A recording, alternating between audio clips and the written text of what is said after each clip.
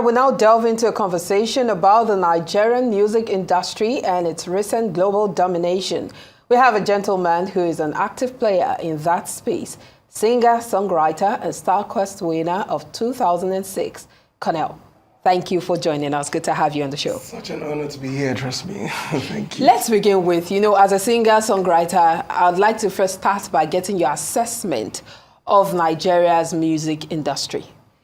Well, that's a very deep question. I am always excited when I'm asked such questions because everything, it's playing out itself. What the acceptance that the Nigerian music and African music generally has been given globally now. We can tell that you can be here in Nigeria and vie for the Grammy Awards and other big awards, and Afrobeat generally is a genre that's been accepted globally, and I just feel excited that it's in our generation that we're hearing these beautiful accolades that's coming out from our industry, and it can only get better. Trust me. And very good, Cornel. Now, how unique is the Nigerian music genre? There are quite a lot of it. You just mentioned one of it, Yes. Afrobeat. Yes. Are we doing enough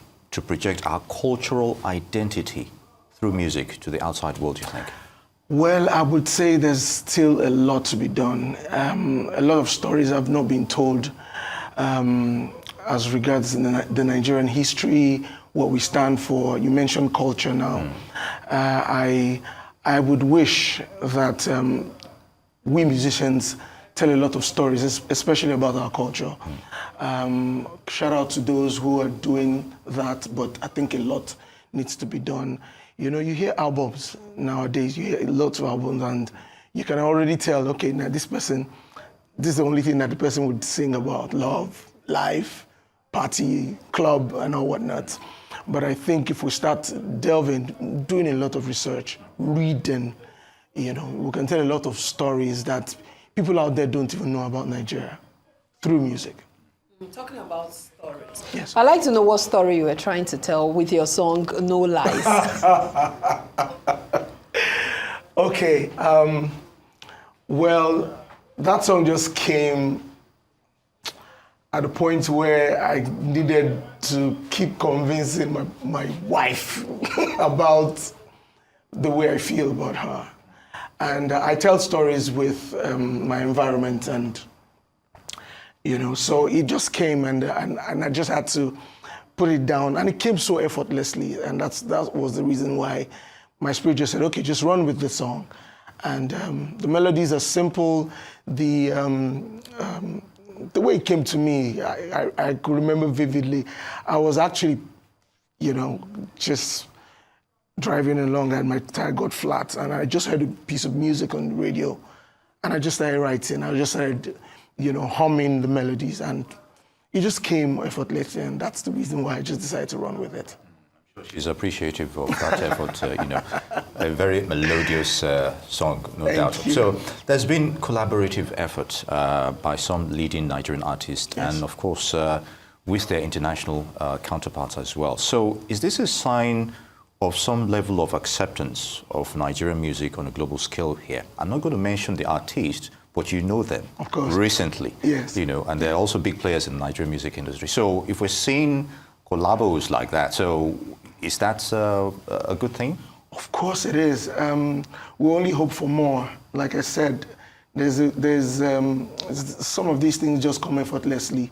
When you tell your stories well, when you promote the Nigerian culture, promote the Nigerian music, these are things that people are interested, especially those out there who see Nigeria as a certain, this is what we are known for, this is what we know how to do. I don't want to mention anything negative, but I mean, there's so many unique and positive things about Nigeria that we should keep telling. So I want to say that as we keep telling these stories, people out there will be interested in doing more collaborations with us. Now, looking at our music on the global scale, which is what we've been talking about, Yes.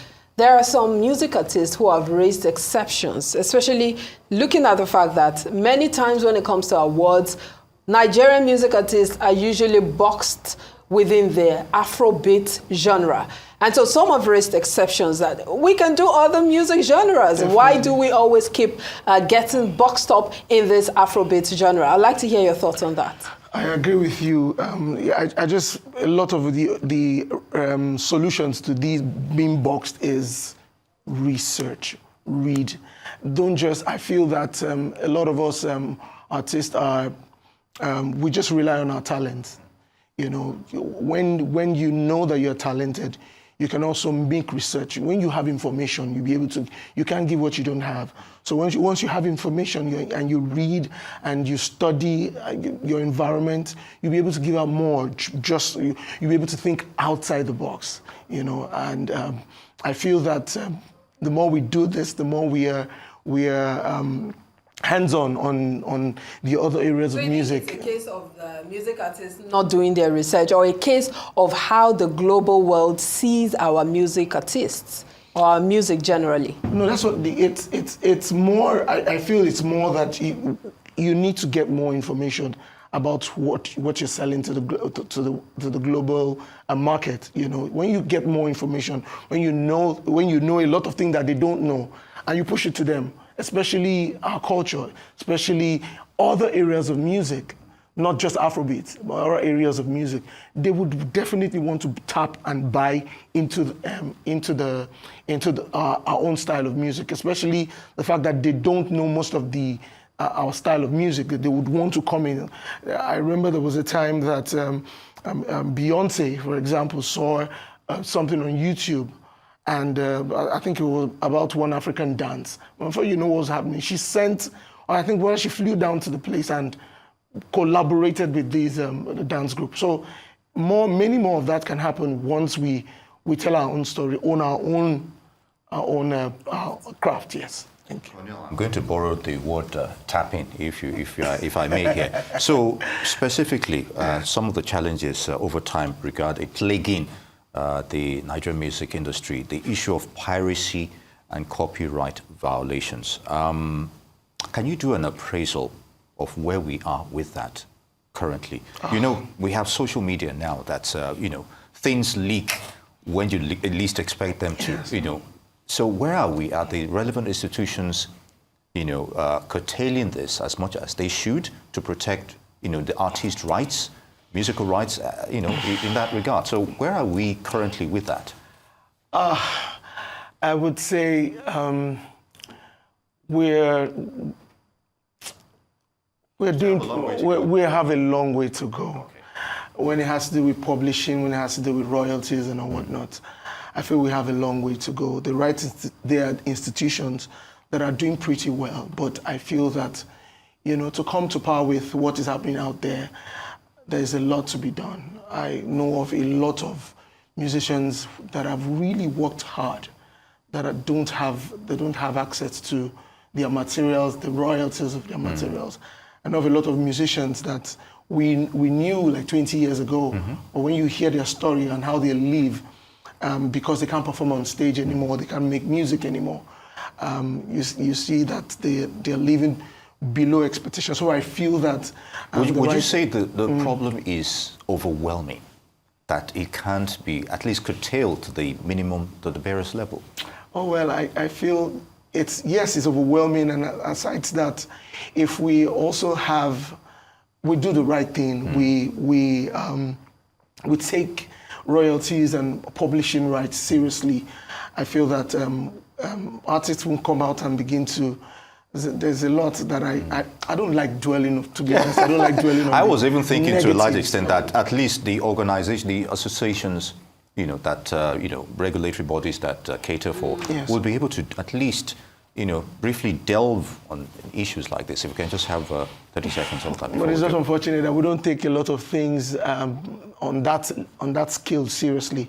I feel we can actually do better. Okay, let's just wrap it up by looking at the role social media has played in pushing our music out there. If you go on TikTok now, you see several of our songs, you know, being used as sounds to, you know, dance and all of that. What role do you think social media is playing in that? A very huge role.